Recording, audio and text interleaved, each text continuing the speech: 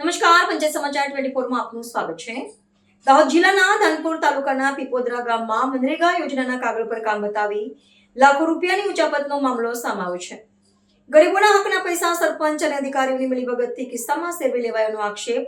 સરકારી ચોપડે લાખોના કામો બોલે છે, પરંતુ જમીની હકીકત કંઈક અલગ જ છે।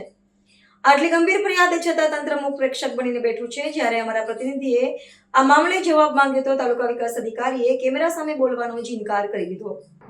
દાહોદના પીપોદરા ગામે મનરેગા યોજનાના નામે ગરીબોના હક પર તરાપ મારવામાં આવી છે। અહીંના સરપંચ અને જવાબદાર અધિકારીઓએ મળીને જે કૌભાંડ આચર્યું છે તે જાણીને તમે પણ ચોંકી જશો। ગામના સર્વે નંબર 278 અને સર્વે નંબર 297માં સામૂહિક સિંચાઈ કૂવા બનાવવાની મંજૂરી મેળવવામાં આવી હતી, પરંતુ સ્થળ પર જઈને તપાસ કરતા ત્યાં કૂવાનું કોઈ જ નામું નિશાન જોવા મળ્યું નથી। આશ્ચર્યની વાત એ છે કે જે કૂવા જમીન પર અસ્તિત્વમાં જ નથી તેના માટે 1,44,000 રૂપિયાથી વધુની રકમ મજૂરી ખર્ચ પેટે ઉપાડી લેવામાં આવી છે। અલગ અલગ મસ્ટર રોલ તૈયાર કરીને કાગળ પર મજૂરો કામ કરતા હોવાનું બતાવી આ રકમનો વહીવટ કરી દેવાયો છે। સ્થાનિકોનો આક્ષેપ છે કે આ રીતે અન્ય સર્વે નંબર 301 અને 302માં પણ કામ કર્યા વગર જ નાણાંની ઉચાપત કરવામાં આવી છે। ગરીબ મજૂરોના નામે ચાલતા આ ખેલમાં સરકારી તિજોરીને લાખો રૂપિયાનો ચૂનો લગાવવામાં આવ્યો છે। પીપોદરાના જાગૃત નાગરિકોએ આ અંગે જિલ્લા વિકાસ અધિકારી અને તાલુકા વિકાસ અધિકારીને લેખિતમાં ફરિયાદ કરી હોવા છતાં કોઈ જ કાર્યવાહી કરવામાં આવી નથી। ફરિયાદમાં સ્પષ્ટપણે ઉલ્લેખ કરવામાં આવ્યો છે કે સરપંચ, તેમના પતિ, તલાટી કમ મંત્રી, ટેકનિકલ આસિસ્ટન્ટ અને ગ્રામ રોજગાર સેવકની મિલીભગતથી આ કૌભાંડ આકાર પામ્યું છે। તપાસના નામે તંત્ર દ્વારા માત્ર આંખાડા કાન કરવામાં આવી રહ્યા છે। જ્યારે આ મામલે સત્ય જાણવા અમારા ટીમ ધાનપુર તાલુકા વિકાસ અધિકારીની કચેરીએ પહોંચી અને કેમેરા સામે પ્રતિક્રિયા માંગવાનો પ્રયાસ કર્યો ત્યારે અધિકારીઓ ભીનું સંકેલવાના પ્રયાસમાં હોય તેમ કંઈ પણ બોલવાનો સ્પષ્ટ ઇનકાર કરી દીધો હતો। જવાબદાર અધિકારીઓ આ મૌન અનેક શંકાઓ ઉપજાવે છે। શું ઉપરના સ્તરે કોઈને બચાવવાનો પ્રયાસ થઈ રહ્યો છે તેવો સવાલ હવે લોકમુખે ચર્ચાઈ રહ્યો છે।